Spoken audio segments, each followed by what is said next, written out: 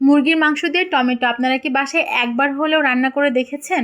যদি না করে থাকেন তাহলে আজকে আমার এই রেসিপিটি ফলো করে বাসায় একবার হলেও রান্না করে দেখতে পারেন। আমি কথা দিচ্ছি বাসায় বড় থেকে ছোট সকলেই আপনার এই রান্নাটি অনেক পছন্দ করবে। আসসালামু আলাইকুম everyone, welcome back to my channel Swadify by নাইমানিপুতে। আশা করি সবাই ভালো আছেন। আজকে আমি আপনাদের জন্য নিয়ে এসেছি মুরগির মাংস দিয়ে টমেটো রান্না। এই জন্য আমার লাগছে এখানে প্রায় 1.5 কেজি মুরগির মাংস। মুরগির মাংসগুলো আমি এইরকম মিডিয়াম সাইজ করে কেটে ধুয়ে পরিষ্কার করে পানি ঝরিয়ে নিয়েছি। আরও লাগছে 3 চা চামচ মরিচের গুঁড়া, 2 চা চামচ হলুদের গুঁড়া, 2 চা চামচ ধনিয়া গুঁড়া এবং 2 চা চামচ ভাজা জিরার গুঁড়া, 1 কাপ পেঁয়াজ কুচি। এখানে পেঁয়াজের পরিমাণটা একটু বেশি পরিমাণে দিতে হবে। 2টা টমেটো আমি এরকম সাইজ করে কেটে নিয়েছি। 1.5 টেবিল চামচ আদা বাটা এবং 2 টেবিল চামচ রসুন বাটা। গোটা মশলাগুলোর মধ্যে আমার লাগছে 7-8টি সাদা এলাচ, 2টা কালো এলাচ। আমি সবগুলো এলাচের মুখ এরকম ফাটিয়ে নিয়েছি। 8 থেকে 10টি লং, 2টা তেজপাতা আমি মাঝখান দিয়ে ছিঁড়ে নিয়েছি এবং 4 থেকে 5টি দারুচিনি। চলুন পুরো রান্নার প্রসেসটি শুরু করা যাক। পুরো রান্নার জন্য আমি এখন একটি চুলায় একটি পাত্রে প্রায় 1/2 কাপ সয়াবিন তেল দিয়ে দিয়েছি। সয়াবিন তেলের মধ্যে আমি এখন গোটা মশলাগুলো দিয়ে কিছুক্ষণ ভেজে নিব। যখন গোটা মশলাগুলো থেকে একটা সুঘ্রাণ বের হবে তখন এই মুহূর্তে আমি যোগ করব 1 কাপ পেঁয়াজ কুচি। পেঁয়াজ কুচিগুলো আমি তেলের সাথে সুন্দর করে ভেজে নিব। পেঁয়াজ কুচিগুলো ভাজতে ভাজতে যখন হালকা একটা ব্রাউন কালার চলে আসবে তখন আমি এর মধ্যে যোগ করব আদা এবং রসুনের পেস্ট। আদা রসুনের পেস্টগুলো যোগ করার পরে আমি এটাও তেলের সাথে সুন্দর করে ভেজে নিব এবং ততক্ষণ পর্যন্ত ভাজতে থাকবো যতক্ষণ পর্যন্ত আদা রসুনের যে কাঁচা গন্ধ সেটা দূর না হয়।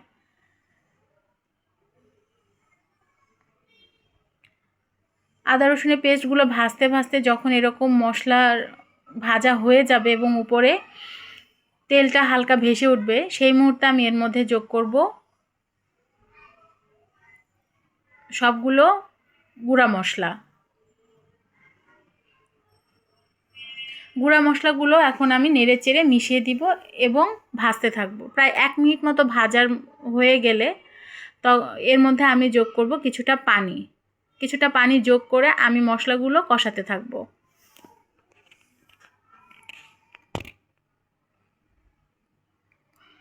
মশলাগুলো যখন কষানো হয়ে যাবে এবং উপরে এরকম তেল ভেসে উঠবে সেই মুহূর্তে আমি এর মধ্যে যোগ করব কুচি করে রাখা টমেটোগুলো।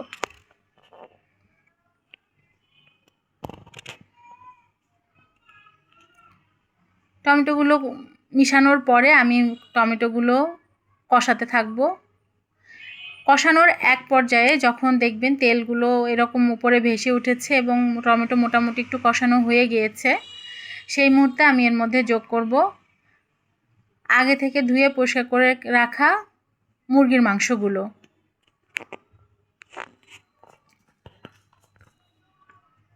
এবং মুরগির মাংসগুলো আমি আলতো হাতে মশলার সাথে সুন্দর করে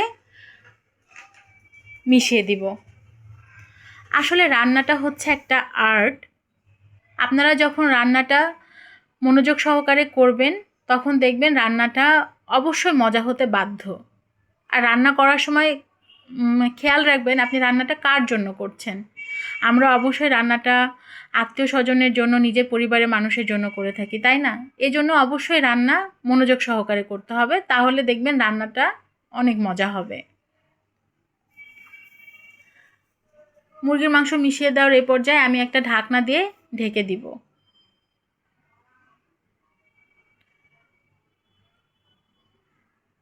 প্রায় 8 থেকে 10 মিনিট পরে যখন মাংসটা কিছুক্ষণ কষানো হবে তখন এই মুহূর্তে আমি মুরগির মাংসটা আবারও আলতো হাতে কিছুক্ষণ নেড়ে দিব।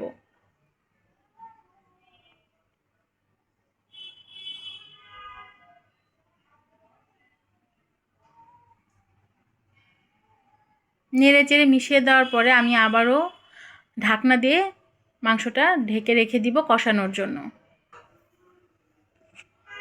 অবশ্যই চেষ্টা করবেন চুলার আঁচটা মিডিয়াম রেখে মাংসটা কষানোর, তাহলে দেখবেন মাংসটা সুন্দরভাবে মশলার সাথে মিশে যাবে এবং মাংসের ভিতরেও মশলাগুলো সুন্দরভাবে ঢুকে যাবে এবং খেতেও তখন সেটা মজা লাগবে। আর কিছুক্ষণ পর পর এরকম ঢাকনাটা তুলে নেড়েচেড়ে মিশিয়ে দিতে হবে। খেয়াল রাখতে হবে যেন নিচে লেগে না ধরে। যখন নিচে লেগে ধরবে তখন কিন্তু ঘ্রাণটা ভালো আসবে না, খেতেও ভালো লাগবে না। মাংস কষানোর এই পর্যায়ে আমি এর মধ্যে যোগ করব স্বাদমতো কিছুটা লবণ। আপনারা অবশ্যই খেয়াল করেছেন আমি কিন্তু শুরুতে কোনো লবণ ব্যবহার করিনি। মাংসটা যখন কিছুক্ষণ কষানো হয়ে যাবে আমি সেই পর্যায়ে লবণ যোগ করব।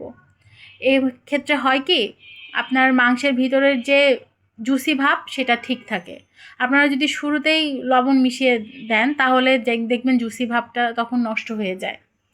আমি আবারও মাংস ঢেকে কিছুক্ষণ কষাবো।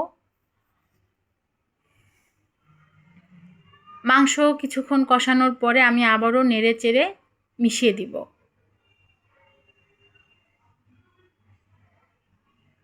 একটু সময় নিয়ে রান্নাটা আলতো হাতে করতে থাকবেন। মাংস যখন এরকম কষানো হয়ে যাবে এই মুহূর্তে আমি এর মধ্যে 2টা মশলা যোগ করব। এর মধ্যে আমি দিয়ে দিব প্রায় 1 চা চামচ গরম মশলার গুঁড়া এবং প্রায় 1.5 চা চামচ মুরগির মাংসের মশলা।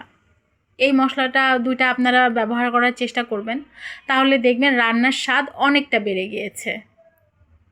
মশলা 2টা আমি আলতো হাতে এখন মুরগির মাংসের সাথে মিশিয়ে দিব এবং কিছুক্ষণ কষাতে থাকব।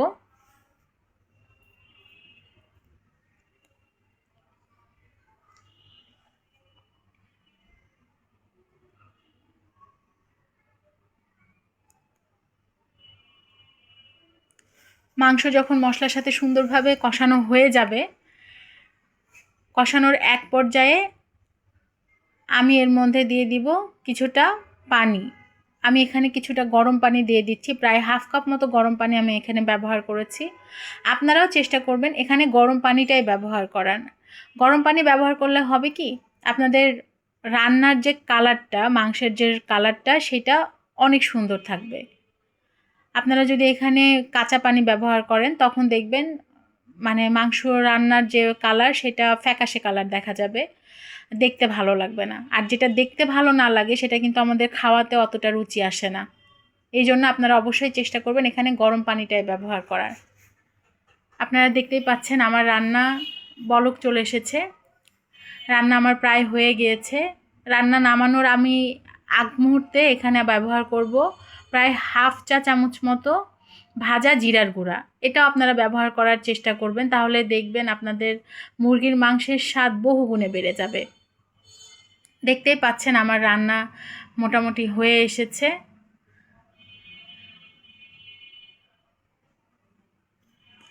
ব্যাস হয়ে গেল আমার টমেটো দিয়ে কষানো ঝাল ঝাল মুরগির মাংস রান্নার রেসিপি।